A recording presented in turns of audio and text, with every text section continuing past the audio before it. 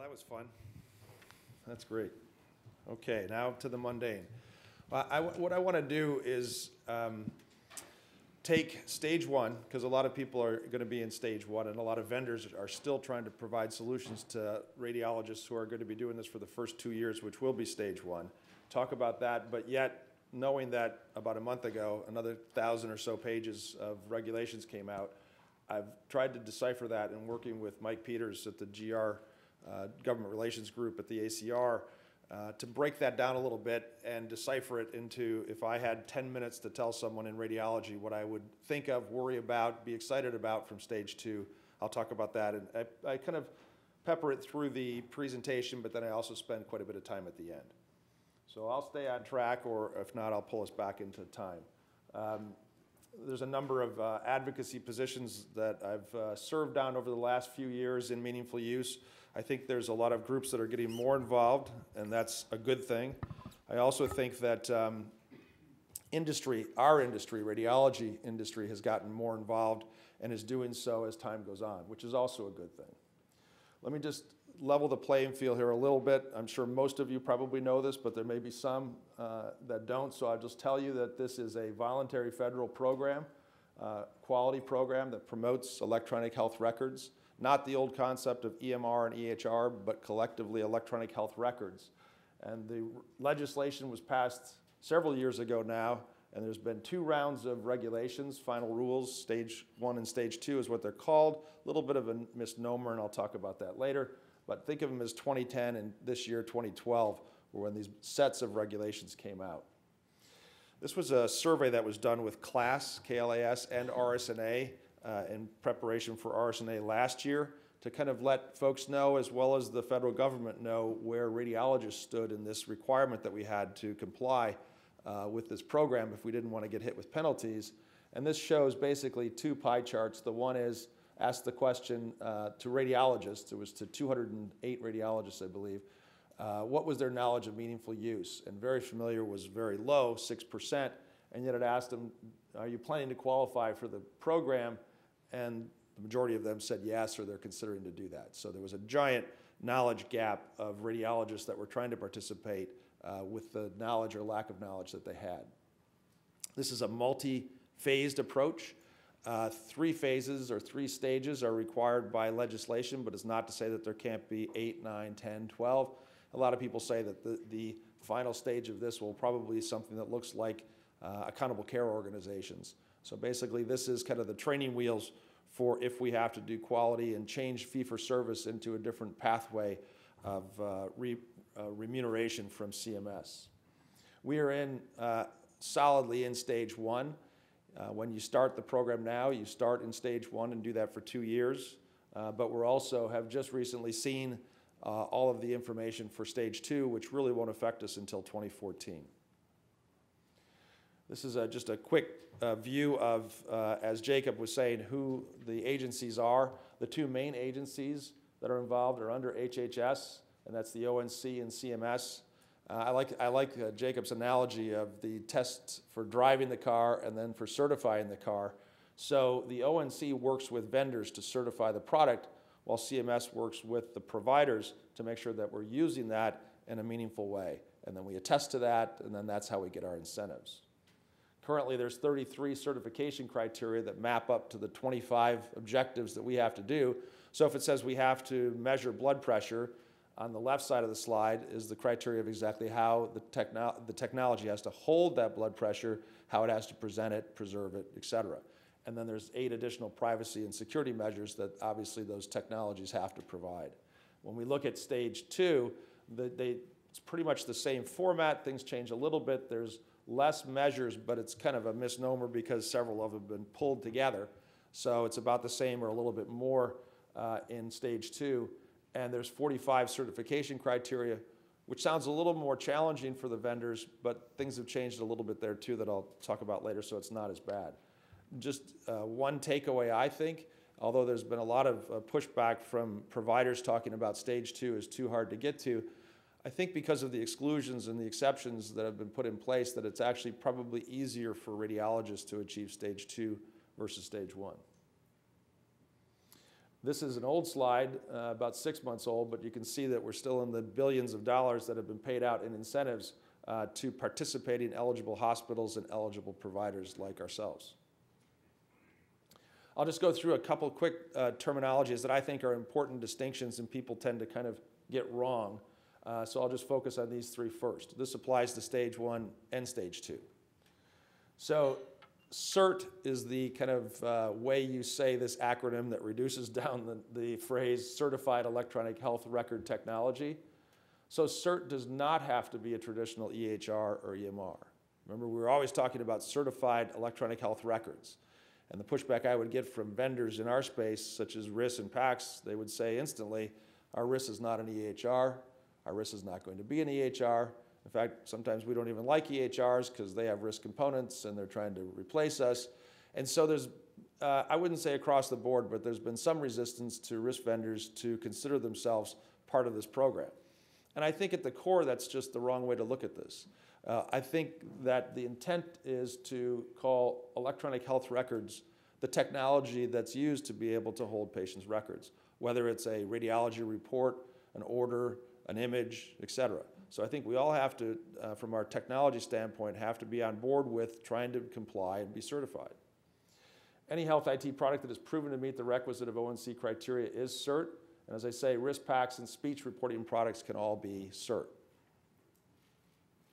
Just quickly, definition here is meaningful use to me means meeting the specific requirements set by CMS, including a list of objectives that measure entry and access of specific patient data. But I think of note is that to date, no direct data entry is required by physicians.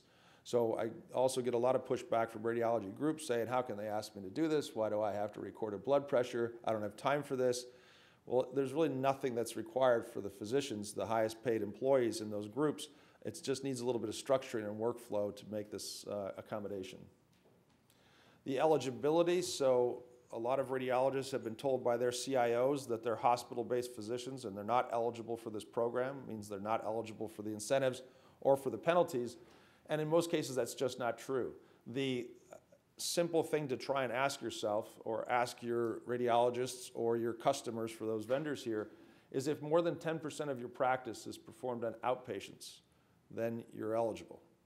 So most of us do a lot of outpatient activity, even in the hospital setting on outpatients. So if it's over 10%, and when I've worked with a number of billing companies and a number of practices, I've yet to find one radiologist who's not eligible for the program. Not to say that there aren't some, but it's probably in the single-digit percent that are probably not eligible for the program. So I estimate well over 90, 95% of radiologists are eligible. And this hasn't changed in stage 2.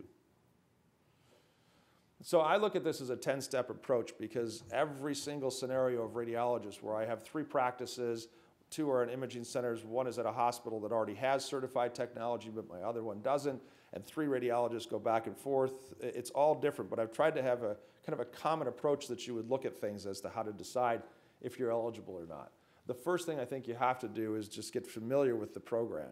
I've volunteered time at this site called radiologymu.org that tries to spell this out in a very simple way.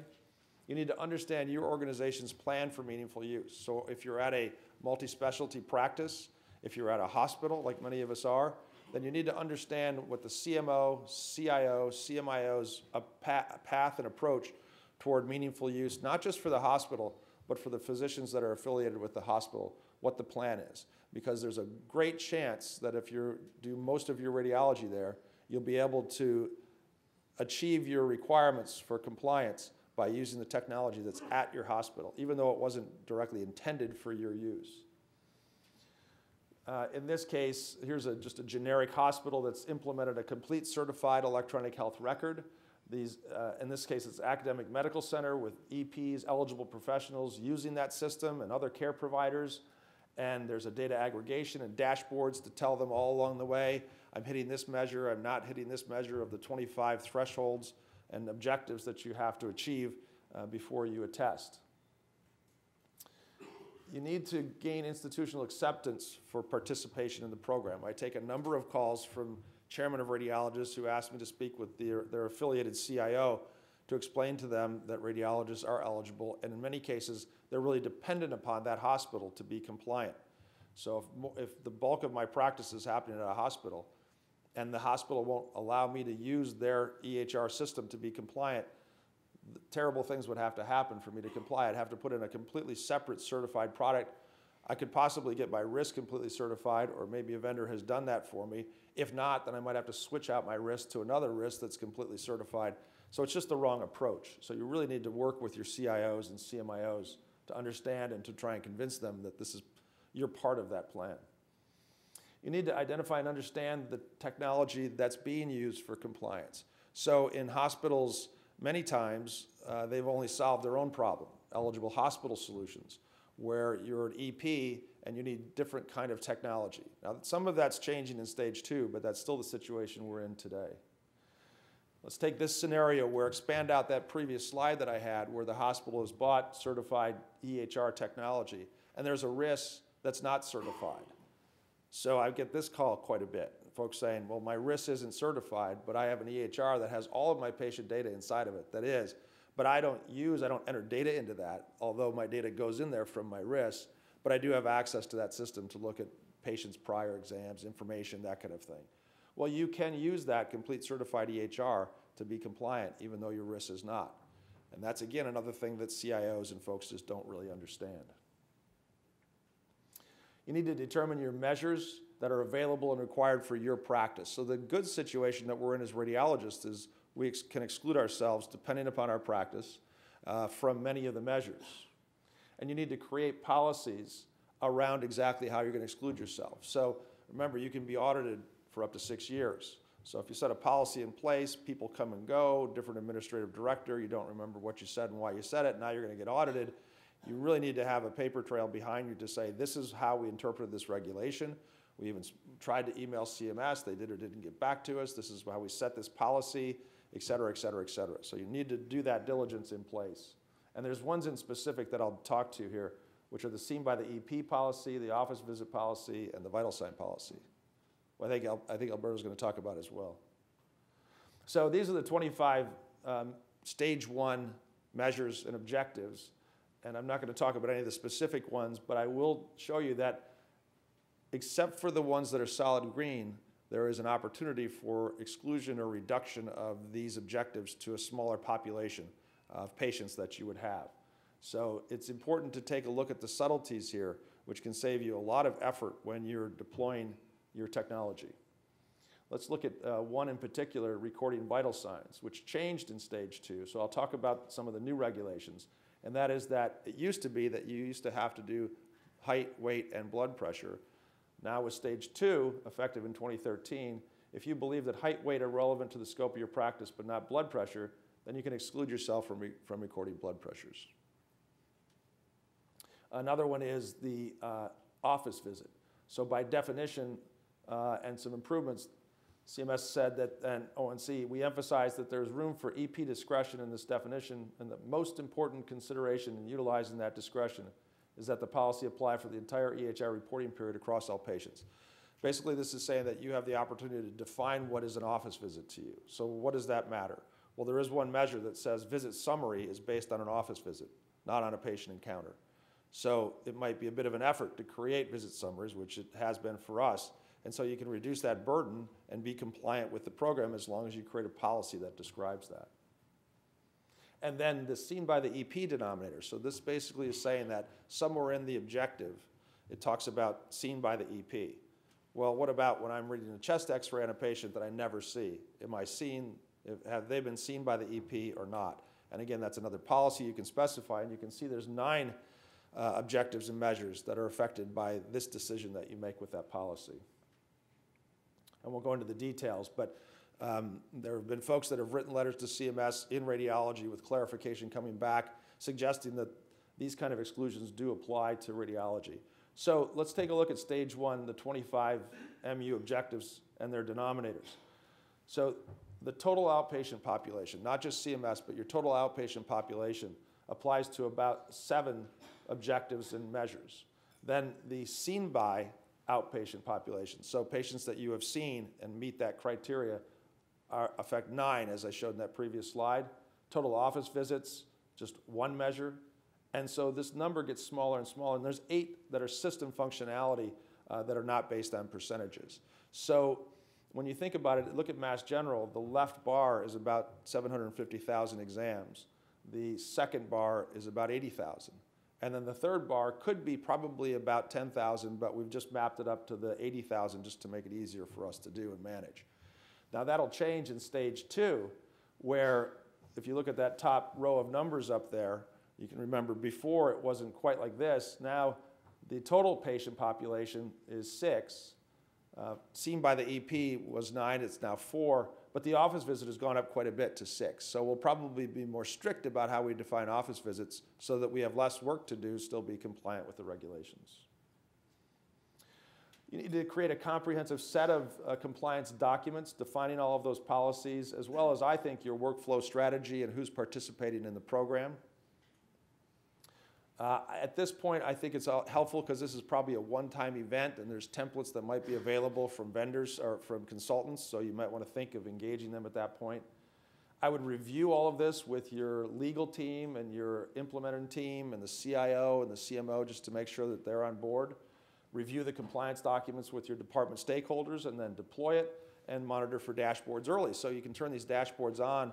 If you're a large organization that's already been doing this for a while, a lot of people have probably already been entering data on your patients on your behalf, and so you could look at your dashboards early on and you might already be compliant when you start the program. This is the dashboards that we used at Mass General and continue to use. We're in the midst of being compliant. We started on August 1st this year. And then let me talk about stage 2 impact on radiology, and then I'll let Mr. Peters talk to us about some of the efforts that the ACR is doing to stay involved in all of this. So the one thing that happened that I thought was very important is that it separates the CMS meaningful use stages from the ONC certification criteria. So when you think of stage 1, stage 2, stage 3, that's kind of a misnomer now. I think of it as getting a new iPhone. So I don't have the iPhone 5 yet, but I've already upgraded to iOS 6 because my 4S allows me to upgrade to 6. So think of the operating systems as different from the physical hardware. It's the same thing here. CMS stages 1, 2, 3 are different than the ONC certification criteria editions, which got published as 2010, 2012, 2014, et cetera. The combination, finally, of the EP, or the eligible hospital, eligible professional certification criteria have been combined so that challenge before where your hospital was just caring about themselves and bought the technology for them but didn't buy anything for you, that's going to go away most likely because this is all kind of now the same pathway. You only need cert that meets your needs, not complete. So if you saw one of my presentations a year ago, I was saying the crazy thing is that if I'm a radiologist and I've excluded myself from all those things that I showed you can exclude from, I still have to buy technology that measures every one of those things. So if I never e-prescribe, I still have to buy e-prescribing solutions to have a complete solution to be compliant with the program. That's now changed in this last release of regulations as well. Better defines confusing concepts in stage 1, and it provides additional hardship exemptions, I'll talk about for a minute, and better aligns the CQMs with other quality programs, defines penalties for non-participation, modifies stage 1 exclusions, and stage 2 objectives and measures are now defined. Let me just step through this real quick. 1,150 pages. As I said, this cert for 2014 is now 45 certification criteria and 64 clinical quality measures, so it's all gotten a little bigger. And now the highlights. It's 2 years when you start. You do 2 years of stage 1, then you do 2 years of stage 2. So that's how you enter into the program. And remember, as I said, this is really like the software editions is the ONC technology, the certified technology. And so before you start stage 2, you have to be on edition 2014 because that's the stuff that has all of the stage 2 components in it. And that'll go on and on and on through the program. Stage 1 has 9 objectives and measures affected in this last release of the final rule, so things have changed. They're optional in 2013 in general, and they're mandatory by 2014. Of note, significant hardship exemption that is directed right toward radiologists says that the EP, if they have a primary specialty listed in the PCOS as anesthesiology, radiology, or pathology 6 months prior to the payment adjustment year, they currently have a 5-year exception from the program, which means that you don't get the incentives, but you don't get the penalties. And it can only, by legislation, last 5 years. CMS still, though, encourages radiologists to comply with the program, and they reserve the right to remove this exception for the full 5 years, so at any point they could take it away. The reporting periods start out as 90 days for the first year, then the full year, or every day of the year after that until 2014, and then you can go 90 days again. There's some subtleties there, but basically because you're going to change your technology from 2012 to 2014 technology. How do the payments work? This got defined, or penalties. So you'll get penalized in 2015 because you weren't compliant with the program in 2013. So it looks back 2 years in general. And then finally, Jacob talked about this, and I'll talk about it briefly, this new Stage 2 MU objective for imaging-based objective for all EPs. It basically says that imaging results consisting of the image itself and any explanation or other accompanying information are accessible through their cert. And more than 10% of all tests whose result is one or more image ordered by the EP during the EHR reporting period are accessible through cert. Now, I think a lot of this is going to get flushed out. A lot of CAQs will probably ensue and be more specific about exactly how these connectivities happen. But as Jacob said, it's initially thought to be happening imaging through a link and not images stored inside those remote EHRs. But if you think about what it looks like, it's a little bit challenging. So inside of a hospital, it's pretty straightforward when you've got a cert and a PACS that have been communicating probably for years, and it's not a big deal to have that kind of connection. But if you have a cert at a single practice, and let's say they order images from several different imaging centers, then those various PACS systems would have to be able to link into that common cert at that ordering physician's office, and in the opposite direction as well. So if I'm looking at it from the imaging center perspective and I'm connected and providing services to dozens of separate practices and they all have their own cert, then I have to have the ability to link my images to those various certs. And you can imagine in reality, we don't all just practice in slices and dices like that. It all kind of comes together. And so we need to be able to overlap and connect in all different ways. So I think the challenge will come to us collectively in the imaging community and the vendor community for our area as to how we're going to solve this problem. This could be done by cloud solutions, it could be done by linking, it could be done by some of the efforts that David Mendelson, I see in the back of the room, is doing with the RSNA and the image sharing project. So there's various things that could be done to solve this problem. I think with the 10% and the option, it's just going to heighten all of us to be aware of this problem and to try and cure it in the next few years. So let me just wrap up a little bit, talk about additional resources, and have Mike come up and talk to us more.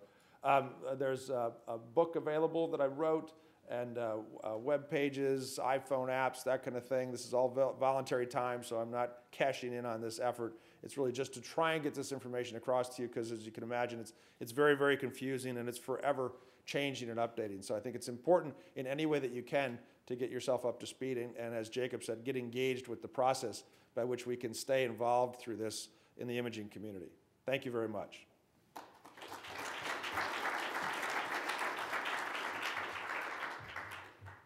I'll leave 1 minute for questions. Isn't that terrible? Sorry about that. Any questions at all? Yes. Is there any talk about starting with stage 2 rather than having to go through stage 1? You can't. According to the regulations, you have to do 2 years of stage 1. That's a good question. That's what I thought of at first when I was reading it, because it would be, I think, better geared for us. Yes? The changes in stage 2 to combine the technology. There's a microphone for you. Oh, okay. The changes in stage 2 to combine the EP and the EH technology, and also to not require technology that you do not need, is that backwards compatible to stage 1 for someone who starts? Because it wouldn't make much sense to make people do that for stage 1 and then say you don't have to do it for stage 2 because they've already invested or they've already gotten the hospitals to invest. Right. So, knowing that you may start stage 1 after 2014 edition software has been deployed, then yes, it has to be able to support that for stage one activities. Okay. So it does do that. Is that right, Mike? Fair to say? Well, you can begin using the new flexibility in calendar year 2013 using 2014 edition certified product. Right. Okay, so you can start with stage one using 2014 certified and, Correct. and use this. That's great. Thank you. Any other questions? Great. Mike?